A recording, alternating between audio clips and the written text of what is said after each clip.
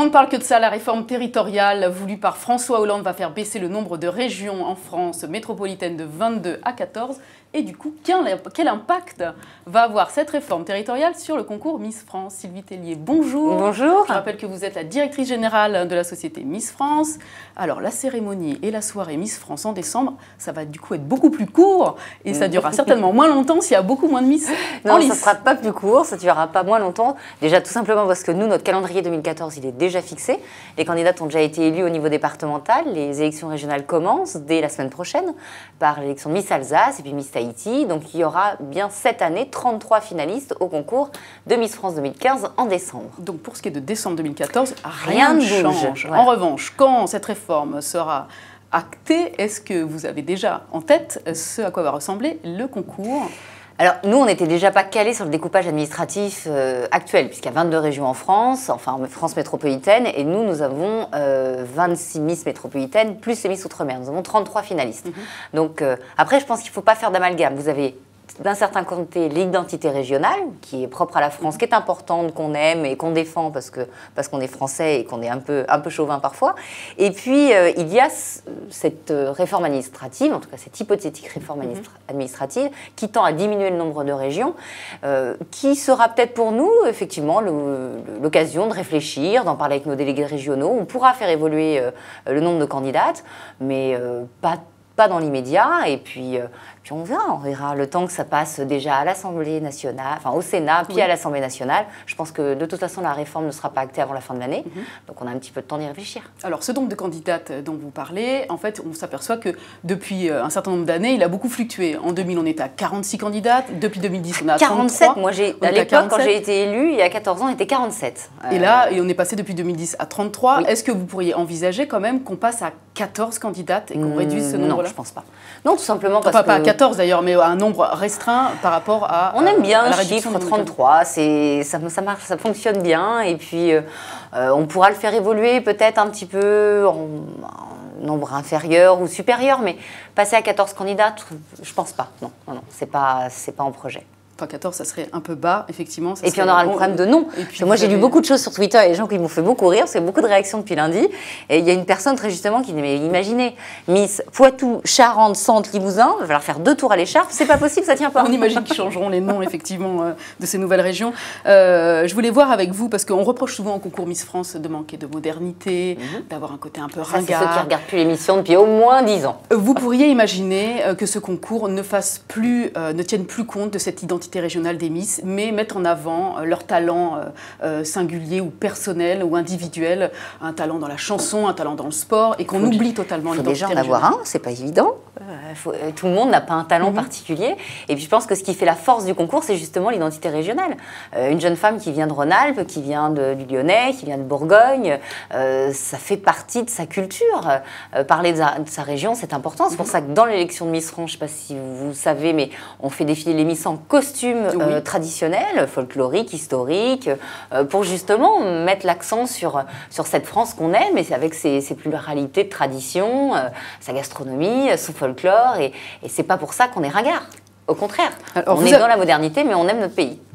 Vous avez posé la question aux internautes via votre compte Twitter en demandant la réforme territoriale doit-elle s'appliquer au concours Miss France. Cet avis des internautes et cette demande que vous faites au public, est-ce que cet avis du public, ça va être important pour vous de le prendre en considération pour les réformes éventuelles que vous serez amenés à faire? Oui, bien sûr. On en parlera avec les délégués régionaux, mais évidemment, l'avis du public, c'est très important. Nous, il faut savoir que sur une année, nous sommes très souvent en région, parce que la majorité des élections départementales, régionales se passent en région. Je serai demain pour l'élection de Miss Aude à Castelnaudary. Donc on bouge beaucoup, on écoute beaucoup les gens, et c'est vrai que Twitter est une très bonne manière d'avoir un lien direct comme ça avec les gens en région, et leur avis est super important, effectivement. Mais même Jean-Pierre Pernaut a répondu. Oui, tout à fait. Ça a été le premier à se positionner, à défendre son identité. Il veut que rien ne change. Exactement, mais on est sur le même... on a une façon de penser identique.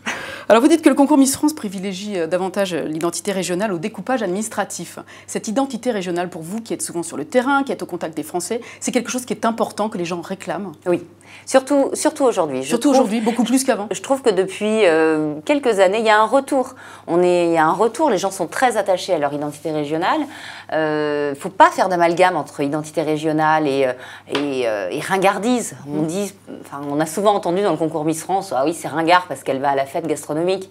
Et alors, les foires gastronomiques, ça fait partie de notre patrimoine aujourd'hui. La France est connue dans le monde entier par sa gastronomie. Les émissions de cuisine sont très à la mode depuis maintenant quelques années. Ça montre bien qu'on est fiers de notre terroir. Et c'est pas parce qu'on est fiers de notre terroir qu'on aime bien manger, qu'on aime bien boire, que l'on aime s'amuser, qu'on aime se réunir, qu'on est automatiquement ringard. Donc oui, on défend ça et je pense qu'il y a un vrai retour, un vrai attachement des Français à leur famille, à leur environnement naturel, tout simplement. Vous le disiez, la sélection des candidates en région va bientôt débuter, le 21 juin, en vue de l'élection de décembre prochain. Vous allez les briefer, les Miss régionales, pour qu'elles ne parlent pas ou qu'elles ne donnent pas leur avis sur cette réforme à venir? Ah non, surtout pas. Elles diront ce qu'elles veulent. Elles diront ce qu'elles veulent, mais après, elles vont faire comme nous, elles vont attendre. Parce qu'aujourd'hui, il y a eu cette déclaration de François Hollande. Avec cette proposition de 14 régions, il n'est pas certain qu'on arrive à 14 régions, puisque l'Assemblée nationale va en discuter. Il va y avoir certainement, j'ai vu qu'il y avait déjà pas mal de retours, de manifestations, de gens qui sont contre cette réforme. Donc, je pense qu'il va y avoir de la négociation. Et puis surtout, moi, ce qui m'intéresse, et ce qui va être très intéressant, c'est de savoir quel nom vont avoir ces nouvelles régions. Bien sûr. Parce que entre la Franche-Comté et la Bourgogne, j'ai vu que dans certaines émissions sur les grosses têtes hier, c'était des associations de mots. Voilà, ils rigolaient déjà. Nous, on les a aidés de notre côté chez Miss France, parce qu'on a déjà réuni la Haute et la Basse Normandie, puisqu'on appelle Miss Normandie, donc on a déjà trouvé une solution pour une région. Facile. C'est facile, on ne s'est pas trop mouillé. Mais vos Miss auront la liberté de s'exprimer sur le sujet? Nos Miss, nos délégués, bien sûr. Après, les jeunes femmes qui se présentent au concours Miss France, elles le font pour représenter leur région. Donc je pense qu'elles ne vont pas aller dans un sens différent, puisque elles vont vouloir garder leur spécificité à elles, propre. Alors l'an dernier, on a beaucoup parlé de l'abandon du titre de président d'honneur à vie d'Alain Delon, donc qui est parti avec pertes et fracas du comité Miss France. Il a ironiquement proposé que vous le remplaciez par Charles Berling ou Richard Berry, donc, qui sont positionnés plutôt à gauche. Lui, il avait été fortement remis en cause par rapport à ses propos concernant le FN.